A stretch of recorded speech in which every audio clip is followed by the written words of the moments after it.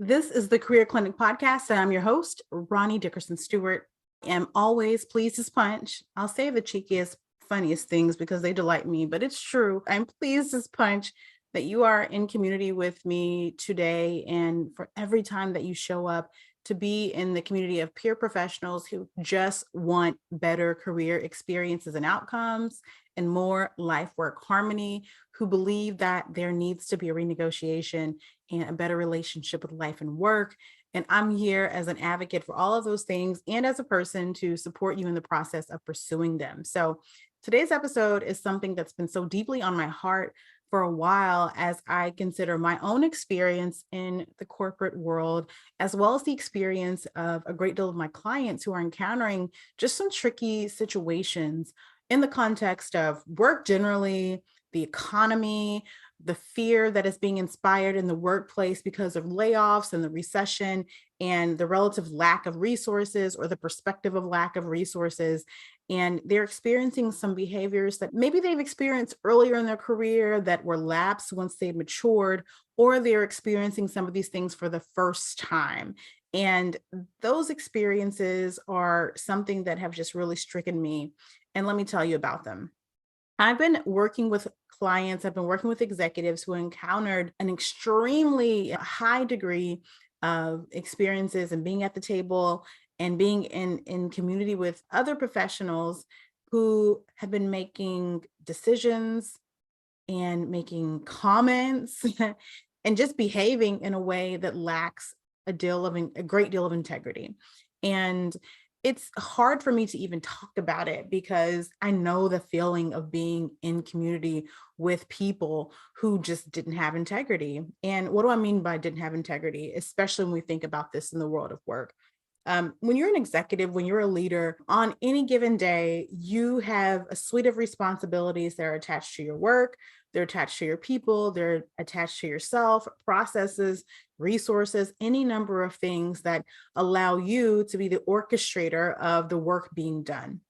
And as a result of being attached to those things and being responsible for those things, you have to make decisions. And as leaders, we try to make the best decisions we can. We try to do them from an optimal standpoint. We try to do them with business outcomes in mind. We're making decisions all day. And the hope is through our lived experience, through our tenure, through our expertise, we make great decisions for the people around us. And that's important. That's a part of the job. It hopefully is a good deal of the job. And it's hopefully a position that if you're a leader, you're finding yourself in and you feel very confident about being in that space. As those decisions are being made, however, we tend to do those not on our own. We tend to do them oftentimes in concert or in partnership with other leaders. And so decision by committee is a real thing. It's not always a bad thing. When you are a leader, in any organization, the goal is not to be leading alone. Even if you're the most senior executive or chair of a board, you still have peers around you that help make decisions for the business and for the folks that you serve. It's just a community effort, people bringing their respective perspectives and expertise to the table and making a decision as a result of those things to get the job done is just what happens in the course of work and in the world of work.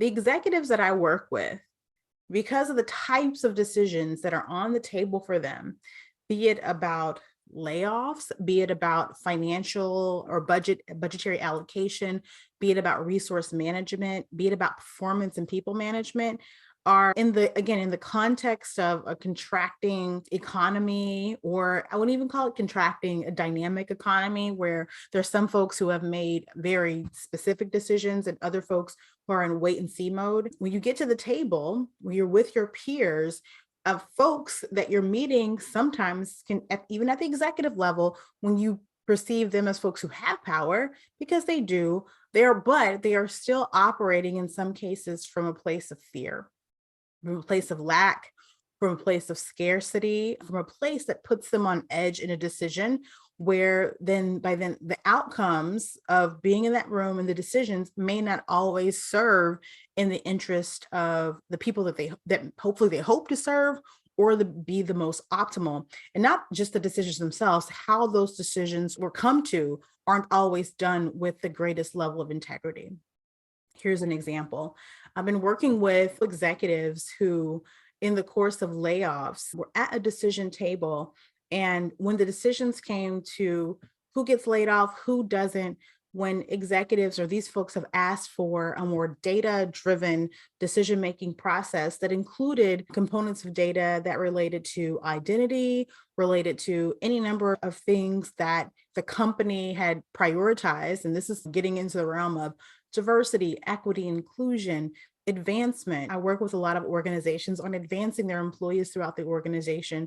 And these are employees from multiple identities, not just marginalized identities or historically underestimated identities. These are people from a range of identities.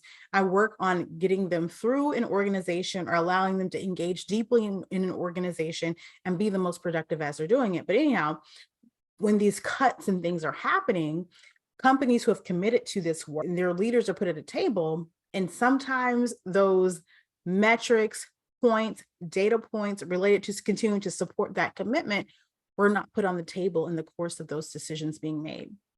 Down to some executives hearing about an action or RIF or a layoff, folks who should have been at the table and advised, if not responsible, they were hearing about it days after the decisions were made.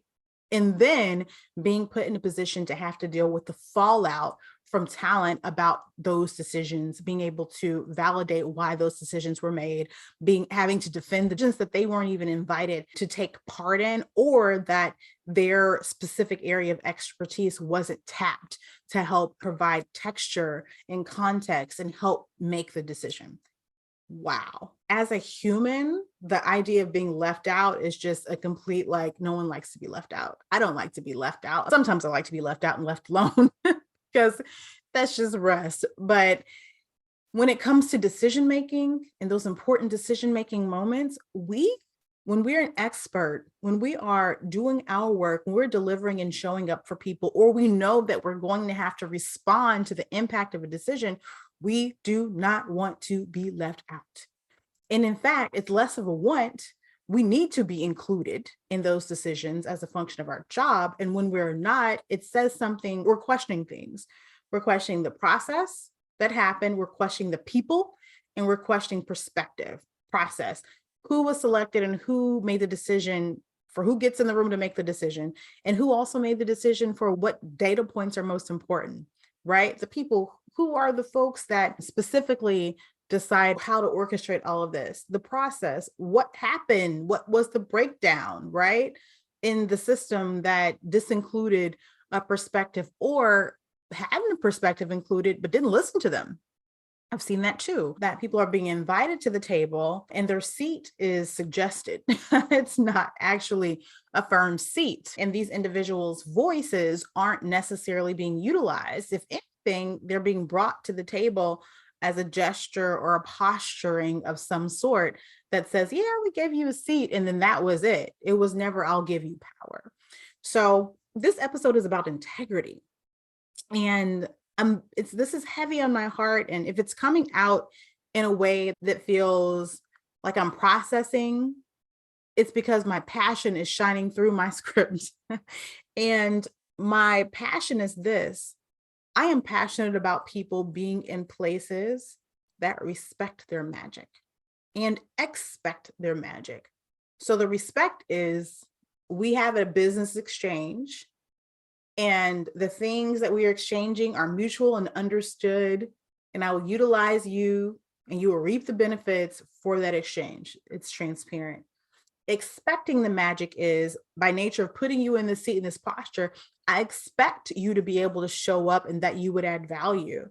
I don't have a diminished expectation of you by nature of your title, your identity, your role, your tenure. If you have the seat, you have the seat. We're going to utilize the seat. So I'm expecting your magic.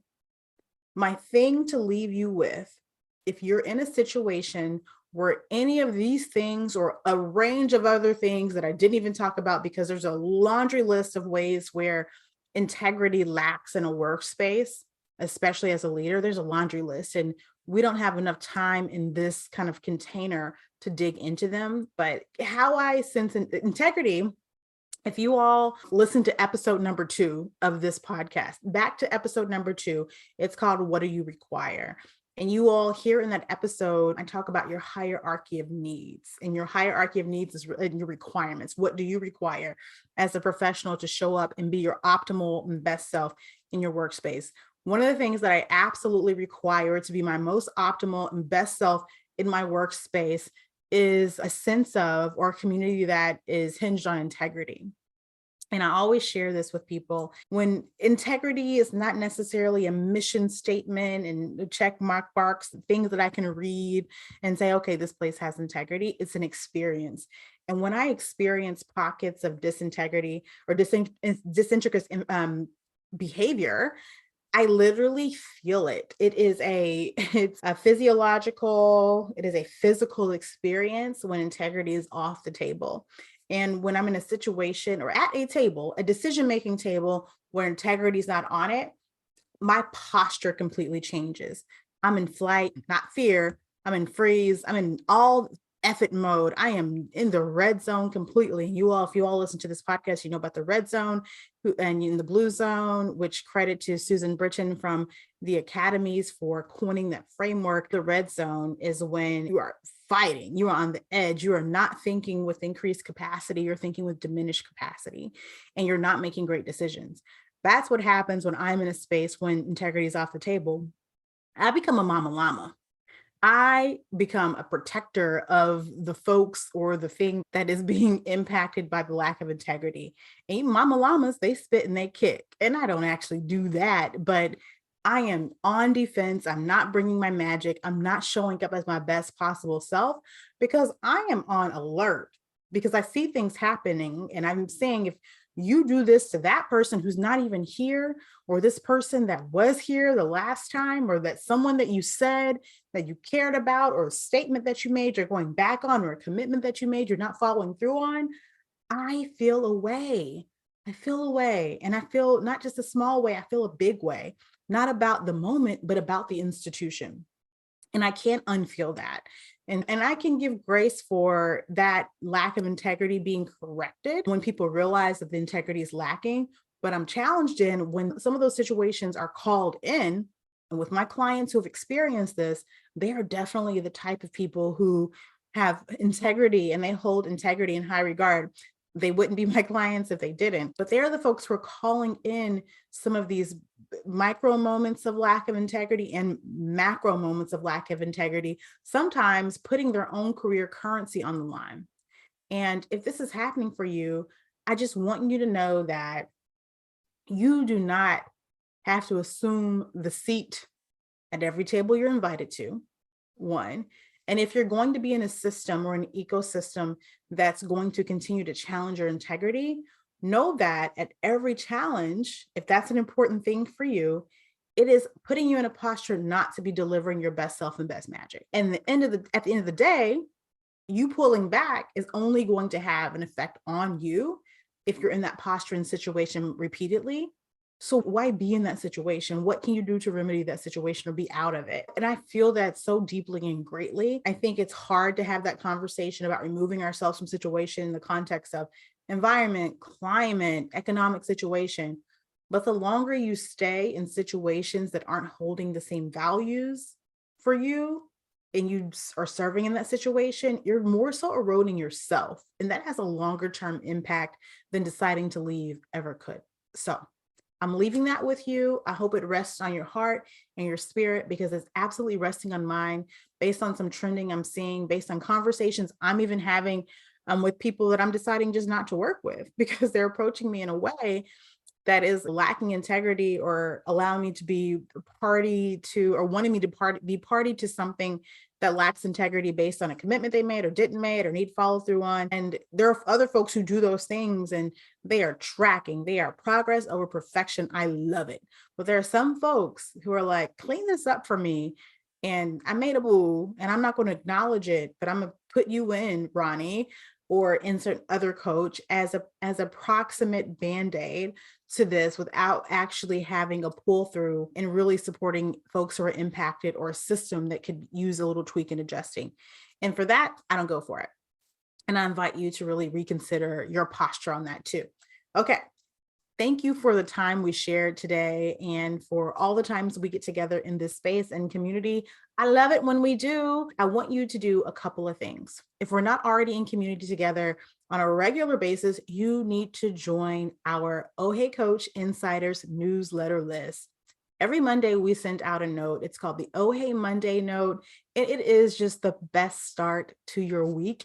And to get on that distribution list and to get in that insiders community, you can click on the link in the show notes and visit ohheyjoin.com, and you will get next Monday's note. You will be in the mix. You'll be in the in crowd. Okay. And we have a lot of integrity there. I want you to make sure that we are connected on social media, on Instagram. I'm at Oh Hey Coach. The link is in the show notes and in the show description. Oh Hey Coach on Instagram. I want you to slide into my DMs. I love to hear from our listeners on the podcast. I love to hear from people who are giving me ideas on future episodes and things, or people even that they would love to experience in this environment. So please, let's connect. Let's connect. Oh Hey Coach on Instagram. Also, if you are an organization who would love the experience of me in your system, either through speaking, learning experiences through my business, Oh Hey Coach, or group coaching through my business, Oh Hey Coach, please slide into my email, Ronnie, RONNIE, at ohheycoach.com. The link is in the show notes, or the emails in the show notes. And I just can't wait to hear from you. I can't wait to partner with you and work with you in an effort to have a more congruent relationship with life and work, a more harmonious relationship. And until then, we'll see you soon.